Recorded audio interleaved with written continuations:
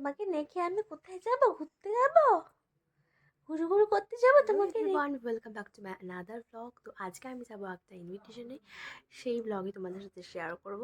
তো ওকে আমি রেখে যাচ্ছি, এদিকে বাবু খেলা করছে। তো এখন আমি হব রেডি। তো চলো ব্লগটা দেখো, আশা করি তোমাদের ভালো লাগবে। তো কী পরবো ভাবলাম যে একটু শাড়ি পরা যাক। তো এই শাড়িটার সাথে আমি এই হোয়াইট ব্লাউজটা অনেকদিনই পরবো ভাবছিলাম, তো সেই জন্য ভাবলাম যে আজকেই পরা যাক। তো চলো রেডি হই। তোমরা তো জানোই আমি সবসময় সিম্পল মেকআপ করতে পছন্দ করি। অ্যাকচুয়ালি আমি মেকআপ না খুব একটা করতে পারি না, যদিও আমার দিদি মেকআপ আর্টিস্ট, তোমরা সবাই জানো, পারমিতা দত্ত। ও তো সবসময় ওই আমাকে সাজায় বা সাজাতো, কিন্তু অ্যাকচুয়ালি এখন যেহেতু আমি ওর কাছে সবসময় যেতে পারি না, তো সেই জন্য সেই সুযোগটা হয় না আর কি।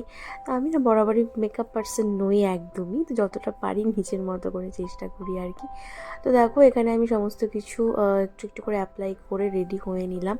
তো অলমোস্ট ডান। তো এখন শুধু শাড়ি পরলেই কমপ্লিট। তো দেখো শাড়ি পরা হয়ে গেল।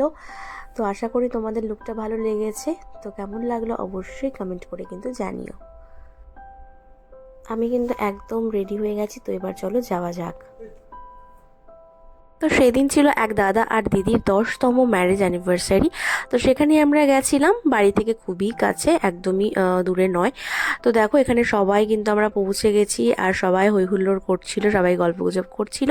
আর ব্যাকগ্রাউন্ডে যে মিউজিকটা চলছিল সেটা সত্যি খুব সুন্দর লাগছিল, একটা রোম্যান্টিক অ্যাম্বিয়েন্স তৈরি হয়েছিল।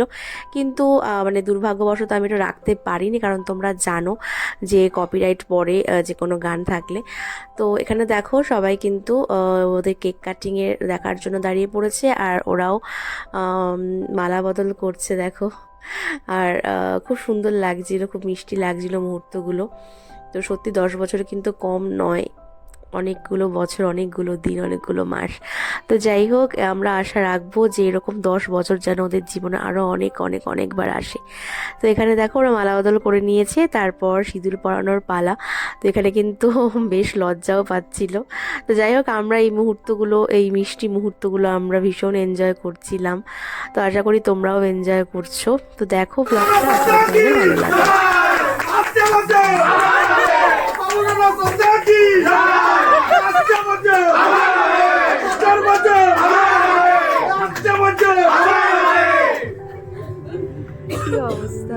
তোমাদের ভালো কেক কাটিং হয়ে যাওয়ার পর আমরা এখানে খেয়ে নিয়েছিলাম কেক। আর তারপর কিন্তু খুব বেশি লেট করিনি, বসে পড়েছিলাম খেতে, কারণ আমাকে তো জানোই বাচ্চা যেহেতু বাড়িতে রেখে এসেছি, আমাকে তো বেশিক্ষণ থাকলে হবে না। তো এখানে দেখো আমরা কিন্তু খেতে বসে পড়েছি, আর আমার সাথে বসেছে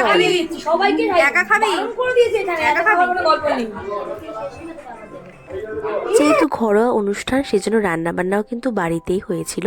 আর আমার না এরকম ঘরোয়া খাবার খেতে ভীষণ ভালো লাগে। তো মেনুতে ছিল মিক্সড ফ্রাইড রাইস, চিকেন কষা আর বেগুনি। তো বেগুনিটা কিন্তু ভীষণ টেস্টি হয়েছিল, আর বাকি খাবারগুলো খুব ভালো হয়েছিল।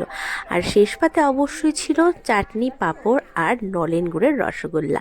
খাবার দাবার কিন্তু ভীষণ ভালো হয়েছিল। বাড়ি এসে দেখি সোনা তখনও ঘুমোচ্ছিল। তো তারপর কোলে নেওয়ার পর উঠে গেছে, তারপর খাওয়ালাম। তো আমি কোনো রকম ফ্রেশ হয়েছি, এখনও মুখটু তখন মেকআপ তুলিনি।